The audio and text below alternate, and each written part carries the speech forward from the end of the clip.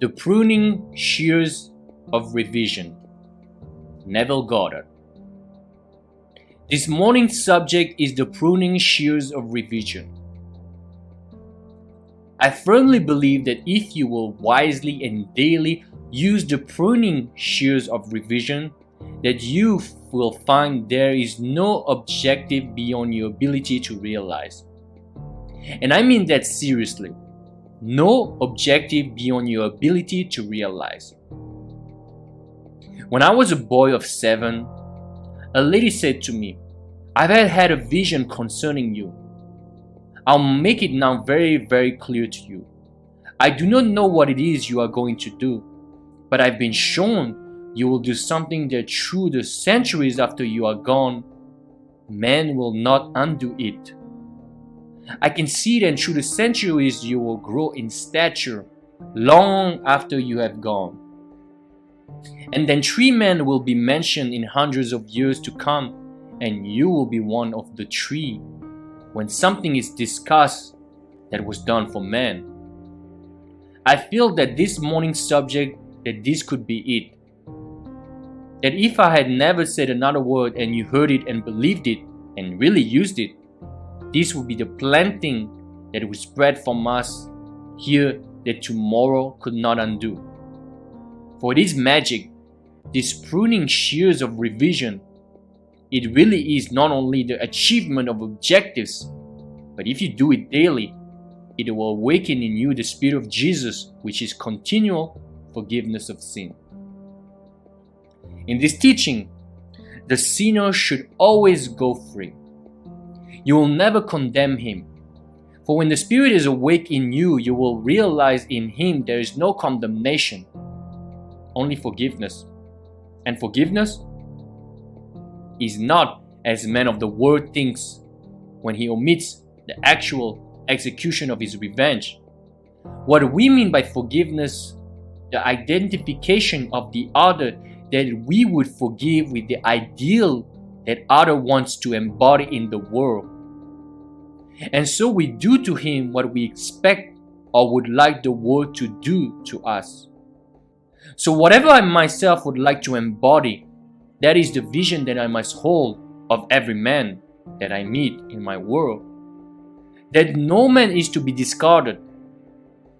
Every man is to be redeemed, and my life is the process whereby that redemption is brought about. And I do it by simply identifying the other with the ideal I want to externalize in my world. Now we will go back to the 2nd of Genesis. It is said, "And God placed man in the Garden of Eden to dress it and to keep it." Now when you read the story, you think it happened thousands of years ago. I have come to tell you it is now. You are now in the Garden of Eden, and you think you are shut out or banished. You are in it. And the garden is your mind. But you need, like every gardener, you need pruning shears.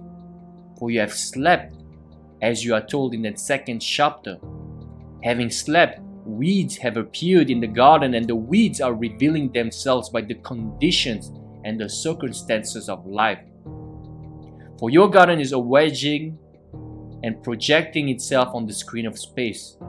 And you can see by looking carefully at your world what you allow to grow in the garden of God. But you have a mission, you have a purpose. It is not to amass a fortune. You can do it if you want to. It is not to be famous. It is not to be some mighty power, but simply to tend the garden of God. That's your purpose. You are placed in the garden to dress it and keep it. That only the lovely things grow in the garden of God. Now every man in the world is rooted in you who look out and see the world. Every man is rooted in me. He ends in me as I am rooted in and end in God. Because he is rooted in me, he cannot bear other than the nature the root allows. So he is in me, and any changes desired in the outer world can be brought about only if I change the source of the thing I see growing in my world. You see yonder fields, Don't be surprised when you see sesamum. That sesamum was sesamum. The corn was corn. The silence and the darkness knew. So is a man's fate born. So don't judge it, because you are the source of the thing that you are beholding. Now turn within and prune it by using those pruning shears of revision. Now, this is how we do it. At the end of my day, I review the day. I don't judge it, I simply review it. I look over the entire day, all the episodes, all the events, all the conversations, all the meetings, and then, as I see it clearly in my mind's eye, I rewrite it. I rewrite it and make it as conform to the ideal day I wish I had experienced. I take scene after scene and rewrite it, revise it, and having revised my day, then in my imagination I relive that day, the revised day, and I do it over and over in my imagination until this seeming imagined state begins to take on to me the tones of reality. It seems that it is real, that I actually did experience it, and I found from experience that these revised days, if really live, will change my tomorrows. When I meet people tomorrow that today disappointed me, they will not tomorrow. For in me, I have changed the very nature of that being, and having changed him, he bears witness to more of the change that took place within me. It is my duty to take this garden and make it a garden by daily using the pruning shears of revision. I know from experience it will not only bring about these objectives and bring about these changes, but the glorious thing is it awakens in you who use it the Spirit of Jesus, and you find yourself then not just defying but forgiving, and you will realize that freedom and forgiveness are indissolubly linked. You cannot be free and not forgive. For the one that you would blind and bind and judge and condemn anchors you by your own judgment of him. For he is in you. And so by identifying him with the ideal you want to realize, you free yourself. You are told, forgive and you shall be forgiven. Forgive not and then you shall not be forgiven. It's automatic. It can't be otherwise, for the whole springs from you and who behold it. And as you begin to practice it, in the very Spirit arouse itself within you, and you know that you are he that others spoke about and thought lived 2,000 years ago. So when you realize it through actual knowledge. You know it, no argument. You don't tell others, you know that you are he. And then you will read the words in the night of Hebrews. He appeared to put away sin by the sacrifice of himself. And you will know you are the one that put away sin by the sacrifice of self. And by the sacrifice of self, it's not being a brave one who throws himself in the line of fire to protect the brother. It doesn't mean one who gives his body to be burned, one who is nailed to a cross. But the self of man is the sum total of all that man believes and consents to as truth. So that's the self that is sacrificed. I heard of this lady, and she would make some man a wonderful wife, and yet she is unwed. She desires to be the companion of a great noble person, but she is unwed. I heard that. That becomes a part of himself, and part of myself. That's my knowledge. I must sacrifice that self, that aspect of my being, be as happy as I am and those in my world are. For that's the self I must sacrifice and put away sin. For sin to the mystic means missing the mark. It doesn't mean the violation of certain codes, unless of course you have a mark and the violation fell short. But sin to the mystic is simply having a name in life and failing to realize it. So when you miss the mark, you have sinned. So it appeared to put away sin by the sacrifice of himself. And knowing that himself is only all that he consents to, all that he accepts, all that he believes to be true, That what I am believing concerning that one, he's unemployed and he can't find a job. I'm believing it. Now put away that sin where he's missing the mark, and then by putting away off the sin, I do it only by the sacrifice of myself. And myself is that belief. So now I revise. I can't say, well, I will no longer believe he's unemployed. I believe he's employed. I do it by the pruning shears of revision. I bring him before my mind's eyes, and I congratulate him on his good fortune because he's now gainfully employed. I allow him to accept my congratulations because I do not see a man unemployed. I see a man employed, and he knows he is in my mind's eye, for in that state I have pruned him from the unemployed state and once more reshaped the branch that grows in the garden of God. Tomorrow, people will see him as they could not have seen him before the pruning that took place within me, and he will be gainfully employed. That one is unwell. You prune that branch. You don't accept the one thing in the world as final unless it conforms to the ideal you want to realize in the world. But you do it daily. If you do not prune it daily, you will get out of the habit, then weeds will grow. Every man who really is a gardener, who calls himself a gardener in the garden of God, for every day is the opportunity to really prune the tree, this wonderful tree. And so, everyone that you meet is a branch rooted in the vine that you are, and you are that special tree in the garden of God. A tree bearing life, a tree bearing fruit for the food of the nations. You are that one.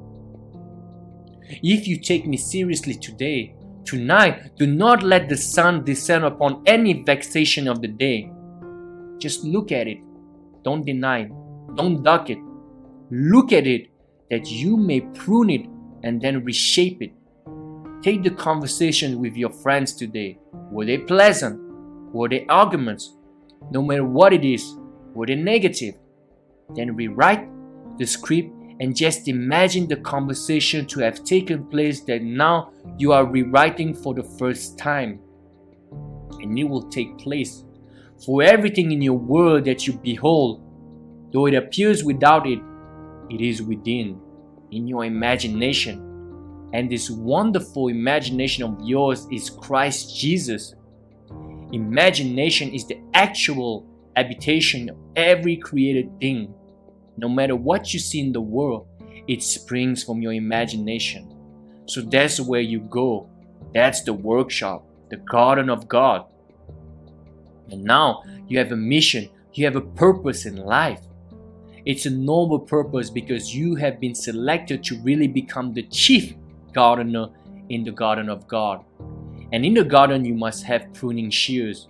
And pruning shears is revision. You simply revise, and as you revise the day, you repeal the day, for the day is not slipping into the past. It does not recede as people think. It is always advancing into the future to confront you, either pruned or in some strange weed-like state. So it's entirely up to us. I hope that every man and woman here today will take me seriously and start this day pruning your garden, pruning your mind. I know before I leave this city in a matter of 2 weeks that you will be able to tell me of the new things that spring in your world, or that spring from the pruned tree that is your own lovely imagination. You try it, then you will know what Blake meant when he said, "In heaven, the only art of living is forgetting and forgiving." The only art of living is complete forgetfulness by putting something in its place. No vacuum, but putting something in its place. So when you read these strange stories that you read in the daily press, you simply ignore them. They mean nothing. Men who are calling themselves leaders, shepherds of the flock, they excommunicate not just religion, all religions, the leaders take it upon themselves to excommunicate. Not knowing nothing is to be discarded. Not a thing in the world can you discard, for it is forever. But it can be pruned and made to conform to the ideal image.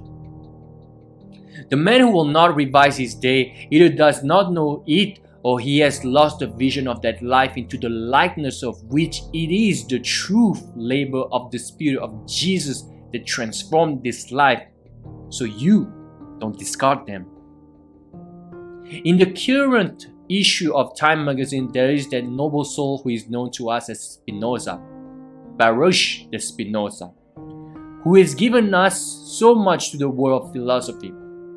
So much everyone has been enriched because he walked the earth. And here, 300 years later, the ex-premier of Israel, Ben-Gurion, has asked the leading rabbis today to rescind that excommunication of 300 years ago. And they tell this noble soul today that they cannot rescind the works of their forefathers, that the curse remains forever, and you should read that silly curse as it is printed in the current issue of Time magazine. They called upon the angels to curse him, as though angel would curse. They called upon everything to blast him. You could not walk within those 4 cubits of the man's shadow. No one should talk to him. No one should show him kindness. No one should write him and never read anything he has ever said. And that's 300 years ago. The rabbis who so cursed him have been long forgotten. And if they do live, they live only by reason of their curse. And no one knows really what they are really about and who they really are. But you can't forget, if you read in this world the works of Spinoza, everyone in this audience possibly has used one of his phrases. Did you know it was he who said that nature abhors a vacuum? Now you use it, I use it, but what is the source of it? It was Spinoza. For here was this giant of a mind that after 300 years, little minds who think they are leading the flock, they call themselves shepherds. They should go back and read well the book of Jeremiah. You shepherds who spoil my vines, and you who have come into the garden and you have taken my vines. Now it bears no grape and it bears no leaf, and the garden of Jerusalem now has become a weed. Read it in Jeremiah, how he cries out because shepherds who call themselves shepherds are blind leaders of the blind. You take me this morning at my word. You owe me nothing. It costs you not a thing to come here this morning. You come, you give me your time, and I give you my time. But you go out and try it, and start this day pruning that wonderful imagination of yours. Do you know someone that is evil? Stop knowing it by bringing him before your mind's eyes and carry on with him the most wonderful conversation in the world. With a tender spirit, a loving spirit, and believe in the reality of this communion. Because if you really do it, you are entering the kingdom of heaven. For you enter heaven by a loving, knowing communion with a friend. So make him a friend. If he is a lovely one, no matter what he is, you can prune him. And then, as you prune him, you are doing the work which you were sent to do for man. And you are that man. You are placed this day in the Garden of Eden to dress it and to keep it.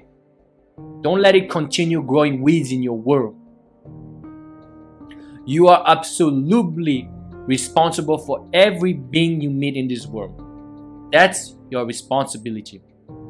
Just like the teacher we told you who took his little child that was just about to be expelled. No, the child is not expelled because she heard what you are hearing this morning.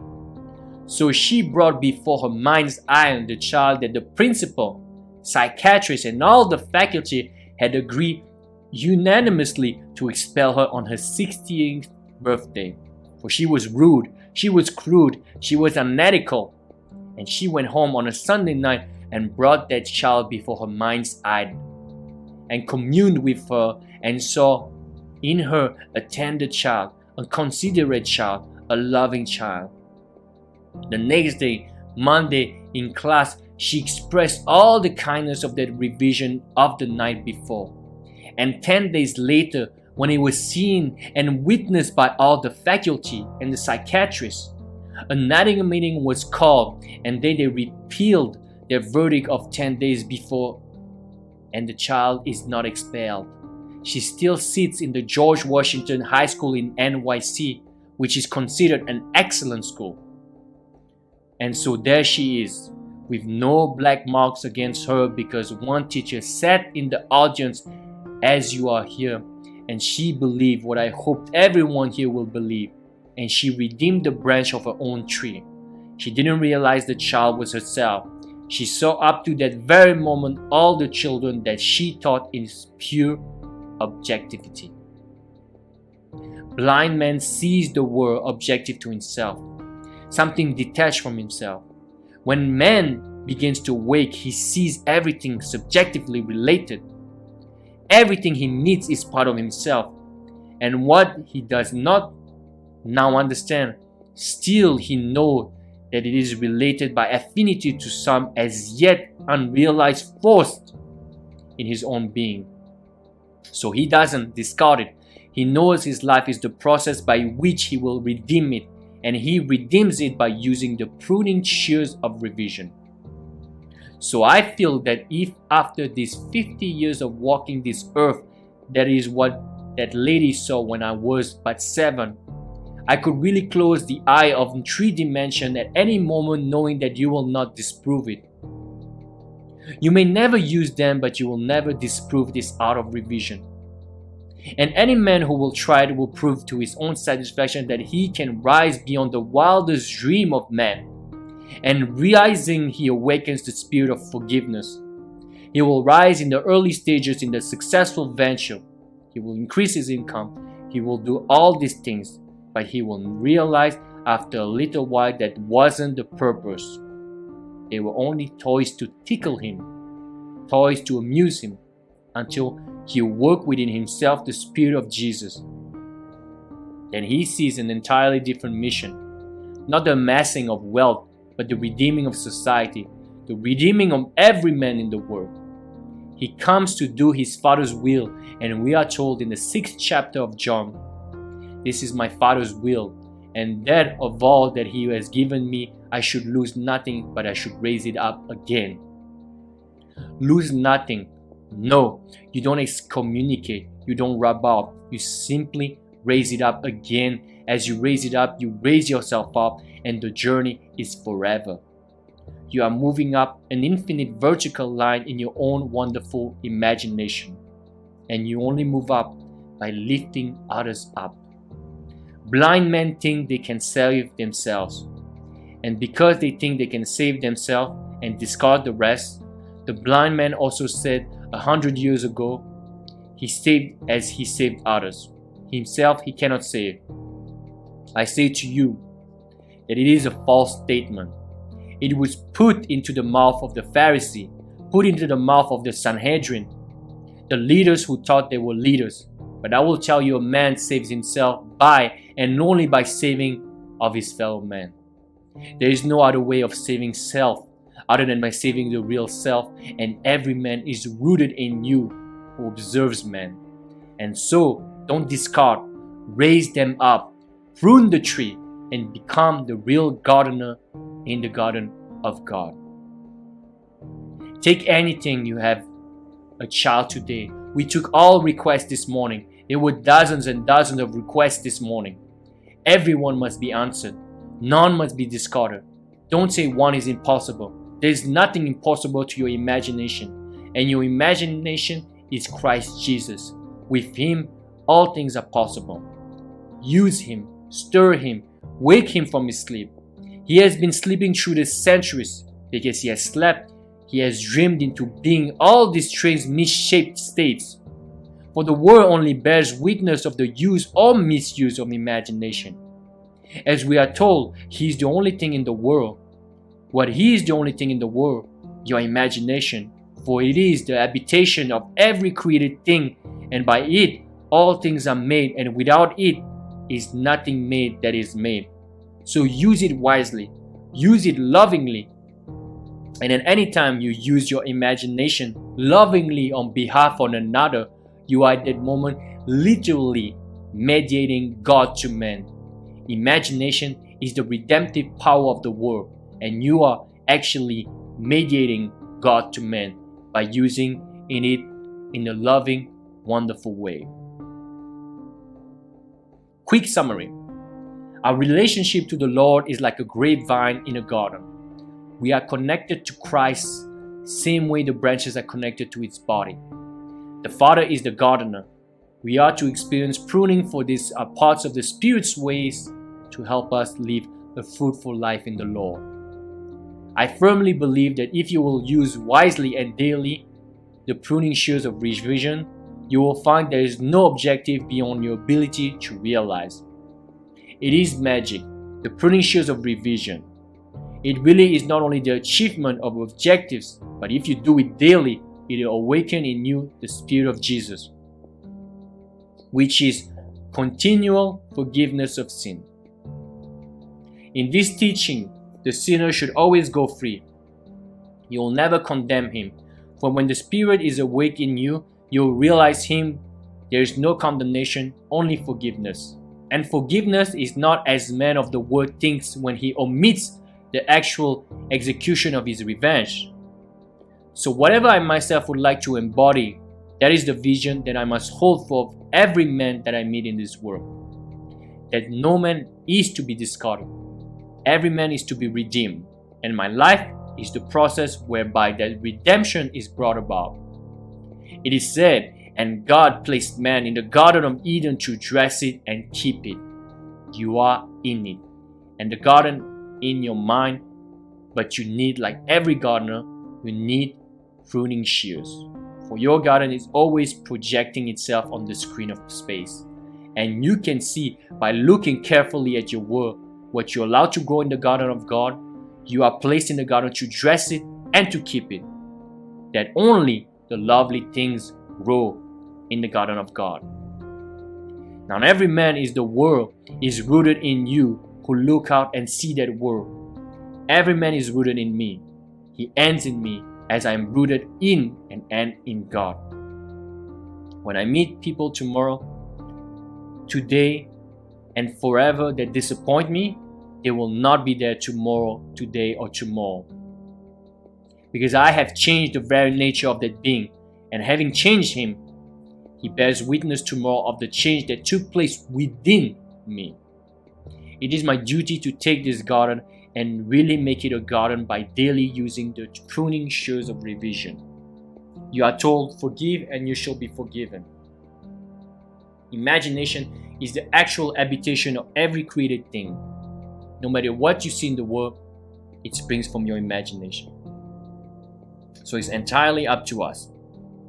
I hope that every man and woman here today will take me seriously and start this day pruning your garden, pruning your mind. In heaven, the only act of living is forgetting and forgiving. There is no other way of saving self other than saving the real self, and every man is rooted in you who observes man. And so don't discard, raise them up, prune the tree, and become the real gardener in the garden of God. Everyone must be answered. None must be discarded. Don't say one is impossible. There's nothing impossible to your imagination, and your imagination is Christ Jesus. Now this is the end of this very, very, very, very, very important lecture by Neville Goddard. It might be one of the most, if not the most important, because for Neville Goddard, revision was the name of the game. Revision was the most important technique he would use, especially the one you do daily at the end of the day. So I don't want him to get into too many details when it comes to forgiving and your fellow man, because I think they will take a whole different video. And I do understand that the pruning shears of revision is a concept for those who are not familiar that might seem completely far-fetched, completely erroneous, especially if you are coming from a Catholic Christian background, but I urge you to have an open mind when it comes to this, because it's not to go against any religions, to go against any beliefs aside from the beliefs, the limiting beliefs we have of ourselves and our power and this universe. But the revision technique is one that is crucial, because there is no past that will not follow us in the future if we do not revise it the way we want it to be. So every day, and even if you don't want to revise your day, you can start by revising certain events of the past. We all think that the past is fixed, but go talk to your friend, a childhood friend, and start sharing memories of the past. Maybe memories from 10, 20, 30, 40 years ago. And you will see that even though this particular memory was shared with this companion at that time, you will see that the details will be completely different. Even better, if you have a group of friends, a group of childhood friends that you used to share a lot of memories with, think about these particular events where you were all there. It would be great if there were 4, 5, 6 of you. The more the merrier, as they say. And you will see pretty much each one of them will have a different memory.